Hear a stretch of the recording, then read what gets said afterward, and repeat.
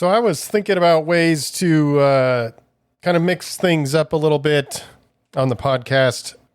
I like the subject matter and all this stuff. I don't really have a problem with that, but I'm sort of tethered to this system, you know, the mic and the mixing board and all this kind of stuff. So anytime, you know, I want to record something, I have to come to this specific place and do it. And I was thinking about some stuff. Like I listened to this one guy's podcast, and he used to do it on his drive to work. And I thought that was pretty cool because he has a set time that he goes to work. So it just sort of made sense. You know, he's going to be driving. He's going to be in his car anyway. And I was always kind of the thought, you know, I don't really want to do stuff like that because the sound quality and all that shit. And his stuff sounded pretty good. I mean, it wasn't like super professional sounding. You can kind of hear some background stuff and everything. And then I saw a video of Gary Vee talking about stuff like that recently. And that sort of reminded me of something that Cub brought up way early on. And he had this idea where he's like, maybe we should try recording a podcast while we're painting. And I was thinking, like, I was asking him, you mean like actually paint and record audio at the same time? And he's like, yeah, I think that would be dope. And I kind of didn't like the idea at the time because my head started going to all this shit. I'm like, where are the microphones going to go? You know, because our current setup, or our setup at the time, the microphones had to be pretty close to your face and in order to get the good sound quality and all this kind of stuff. And I was just thinking about it, like, how are we going to hear each other? How close together are we going to be? What kind of mics and equipment do we have to buy? How many different cameras? Like, I just started overthinking it. I just didn't really want to do it. So anyway, like recently when I started thinking about that, and I was like, man, it would be cool to sort of change things up a little bit. I mean, obviously I have all this stuff so I can still have like a podcast studio, but it would be cool to be able to record podcasts when I'm out doing other shit. And I thought, you know, this day and age, I don't think people would mind if they heard painting in the background if you're listening to it audio, or, you know, the gravel next to the train tracks. Maybe you might pick up a little bit of that. I think that might be kind of cool. So I started getting into all that. I'll get to the point soon that this isn't really the topic. This is going to lead to the topic of the conversation. So then it started getting me thinking about the YouTube channel, because our podcast is on YouTube and not that many people consume it there. It's an audio only podcast, so there's no visual there. It's just the logo and then the audio. So most of our downloads and listens are on the audio formats. So they would be on Spotify or Apple Podcasts mainly, and then some of the other outliers. There's some stuff here and there. So I've been thinking about trying to do stuff for the YouTube channel so that the podcast can have audience that wants to consume on there. They would have at least something to look at. So anyway, I really started digging in and researching and all this stuff. So I bought some shit. I bought like a portable microphone that's supposed to sound really good. And I'll be able to sort of clip it on like a hat or something and aim it towards me.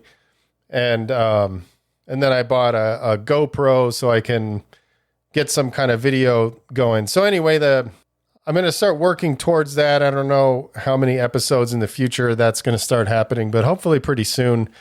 And I don't know what kind of visuals it's going to be. I mean, obviously painting would be cool, but there's probably going to be just some times where I'm just kind of walking around or looking at graph or even walking my dogs and just recording a podcast, and might as well just have the video so that at least there's just something there. I don't know. I'm not sure exactly what that's going to be. I want to try to keep it graffiti related in terms of the visuals, but I'm not sure what that's going to end up being. So while I'm sort of in the process of thinking about all of these things, it started sending my mind on this weird sort of thought pattern. Cause I was like, you know, a lot of times when things like this pop up, I think, man, I really wish I did that with Cub. I wish I had done that, you know, that video thing that he was talking about. That would be super cool to have that. And so a lot of times when I start thinking about this kind of stuff, I revert back to Stoicism. And one of the things in Stoic philosophy is, living in accordance to nature, living according to nature. So their concept is, well, I mean, I follow it. So, I mean, I guess our concept, I don't know. I didn't make it up, but I try to follow it. So, well, in Stoicism, they consider everybody a student. So it's not like you get it down and you're just done. You're always in your education process because you're not going to live this stuff perfectly. So anyway, so as I'm thinking about that and I feel a little bit of regret, I kind of revert back to Stoicism, and I think, if I'm living in according to nature, then, one of the things that they say is you don't wish for things to be a certain way. You wish for things to be as they are. So when you think about it on that level, and sort of Stoicism's big on the dichotomy of control. So there's things that are out of your control and things that are within your control. And the only things you should really be concerned about are the things that are within your control, because the things that are out of your control are just that. There's nothing you can do about it. So to spend a bunch of energy and time and worry and all these kind of emotions and shit on the shit that you cannot control, it's wasted when you can put all that energy towards the things that you can control. So things like your actions and, shit like that. Like, the outcomes of your actions are not within your control. So that's what I started thinking about. And I started thinking about this whole idea of Stoicism, that there's an order to the universe, and like all of these kind of things happen for a reason. And so I'm thinking, here I am regretting that I didn't do this one thing with Cub, because now I'm going to go in the direction that he wanted to go in. And I sort of turned the idea down. I thought it was going to be a total pain in the ass. And I had already invested in all this equipment. And there's all these reasons why it'd be a pain to edit and sync everything and do all this shit, multiple cameras, multiple audio tracks. My brain was just like, I don't know if I don't want to deal with that shit. And, I was new to it as well. So I didn't have as much experience. And so now here I am, embarking on something that he had talked about, and I really wish I had done that with him. So then when I think about, if I do follow Stoicism and I do believe that there's an order to things, and that's what I'm really going to get into, because I would like feedback from you guys, and I know that this is a seemingly one-way conversation. I'm saying these things and you're consuming it, but I'm more than happy to have these conversations. If you want to join our Discord channel, that would be a great place to do it. Just hit me up on any of the places. I'll tell them in a second. But also, if you want to have a conversation about what I'm about to talk about, I would love to do that as well. So you can always email me, bus@machinestudio.com. You can message me at bus166 on Instagram, at bus166msk on Twitter, and request access to the Discord channel, or we can chop it up on one of those platforms. Probably Instagram, bus166 on Instagram. So anyway, I'm curious if anybody else believes in this idea that the universe has an order, because it's one thing to think, when you look at nature and ecosystems and all of these kind of things, there's like an order to things. There's like, there's prey animals that eat fucking leaves and shit, and they keep the plants like from getting overgrown, and then the predator animals eat some of the prey animals so that the population doesn't get too big. It's a well-balanced thing. Like when an animal dies, scavengers come and they'll eat part of it, eat what's left over, and then the bugs will come and the ants will come and all these kind of things, and everything gets broke down. Some of it goes into the soil and it fucking, fertilizes the soil. Like it's this whole, there's an order. You can see an order to things. And so if you spread out into the universe, there's also an order of the way that we revolve around the sun, and it creates, I don't know that much about all of this shit, but if we were too close to the sun, we would burn. If we were too far away from the sun, we would freeze. And there wouldn't be light, and just the cycles of the days and the way the moon affects the fucking, the tides. It's just like there's an order. You can see that there's an order. And then when you go even further, I don't know if it's, I don't mean further in distance. Maybe it is, but it's further in, conceptual sort of things that everything happens for a reason. And it's kind of a cliche thing. So that it's kind of weird that this video podcast thing is what got me here, but that's what set me off. And I was like, well, maybe there was a reason. Maybe that wasn't part of the order. That the reason that even though I wish I had this content that he wanted to do, maybe there was a reason that we didn't do it at that time. Maybe that wasn't part of the order of things. And if you're following Stoicism, then you just accept that that's what that is. I shouldn't regret it because it's like, look, that was just part of the order of things. But then at the same time, there was something that was within my control. Like I didn't have to turn that idea down. So that's where I get a little bit mixed up. And then I get even further mixed up. I'm like, well, if there's an order to things, then why did Cub have to die early? How does that affect the order? And obviously there's no way you can know, right? So that got me thinking about this other thing, this kind of like butterfly effect. Like it's sort of like,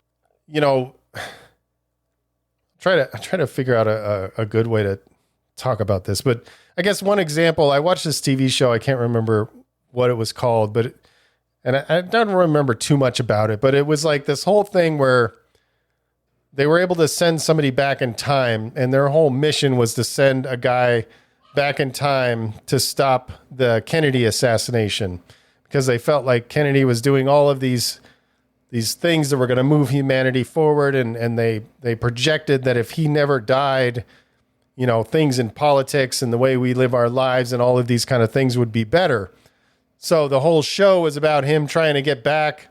And I don't remember exactly, but he like befriended Lee Harvey Oswald, and he was like trying to figure out how to stop this thing. And so long story short, I'm sorry, it's going to spoil it. I don't even know what the fucking show's called, but I'm going to spoil the ending. So turn the podcast off if you want to find this show. But they finally,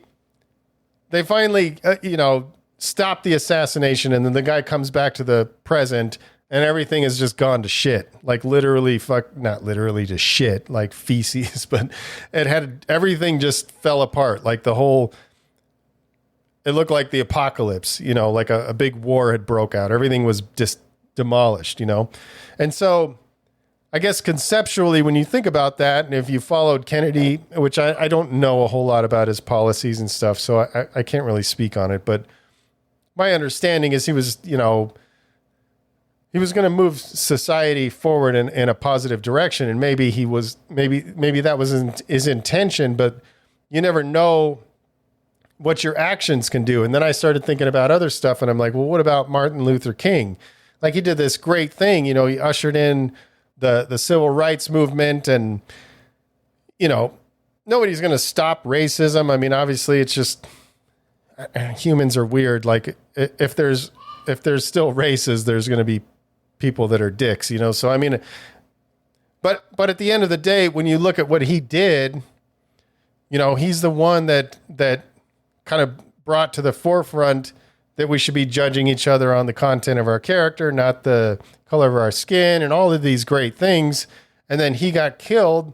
So when you start thinking about the divine, what do they call it? The providential universe, words that I don't use, so I always forget. So, but it's just like there's an order. So like when you think about something like that, like what was the order to that? Like Martin Luther King was obviously doing these great things. And maybe this is like outside of Stoicism to even question these things. It almost seems like to be a student of Stoic philosophy, you would just accept, that was the order. Like, I'm not going to question it, but I can't help it. I'm kind of analytical. So I'm like, I wonder what the order was. There's no way you can predict. I mean, and so I started thinking like along the lines of, so take those examples, JFK or Martin Luther King and, things like that, or even Cub, those people weren't going to go on and do terrible things. Not that we're aware of. I mean, as far as, I'm not saying they were capable or incapable. We don't know. We have no idea what direction their lives would go. But when you look at somebody like Cub, he passed away like in the most positive part of his life. Like he was really coming into his own. So it just doesn't seem to make a lot of sense that he was taken at that point. But then you're like, if there's an order to things, we don't know what would have happened. And I'm not even saying that they would have like gone south and shit, their lives would have went south and they would have started doing all kinds of terrible shit. But if you really start to get real conceptual about it and get in the weeds with it, you start thinking, even if somebody's out there doing the most positive shit, you don't know what kind of reaction or what kind of series of events that's going to set into motion.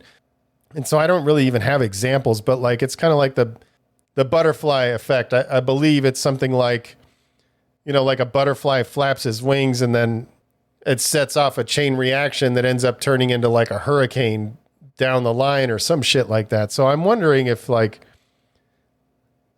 that's, if we really do believe that there's an order to things, I'm wondering if that's part of it. You just don't know. You just don't know, even the most positive person or the most positive intentions, you don't know what kind of things that's going to set into motion. So like, I think that's another part of the philosophy. It's like you live with the best of intentions and you try to live the best life you can, be the best example and control the actions that you have control over in the best way you can.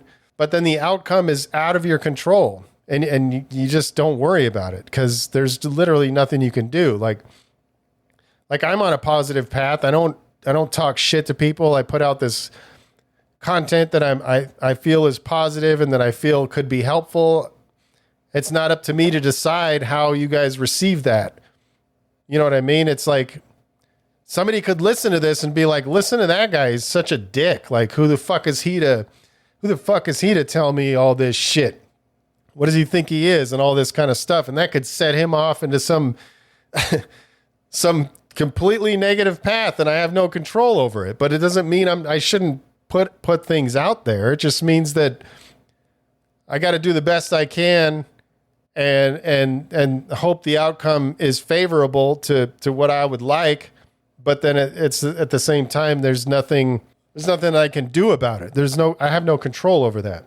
You can just put the things out into the world or put yourself out into the world in the best way you can.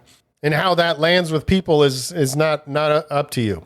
It's completely out of your hands. So I don't know. What do you do with that? I mean, I always find it helpful because a lot of times I do start to focus on the outcome, in business and just life in general. I'm getting older and I'm like, just like, am I gonna ever get to where I really want to get to? And the answer is no, because I may achieve my current goals, but then there's always going to be new goals, And so I just get into my own head a lot. And I think like, I'm about to be 50 and I kind of wish I was further along, but then at the same time, it's like, maybe I'm right where I'm supposed to be. Maybe I'm doing exactly what I'm supposed to be doing.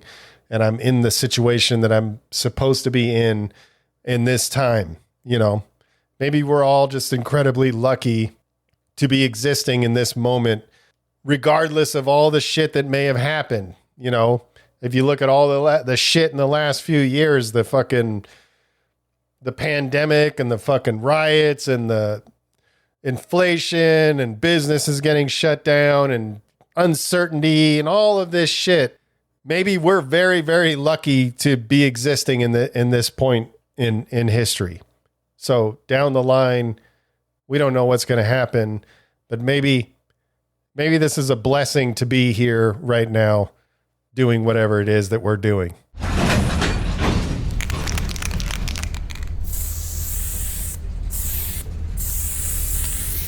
All right. Appreciate each and every one of you guys who are supporting the cause and continue to spread the love. And stay up.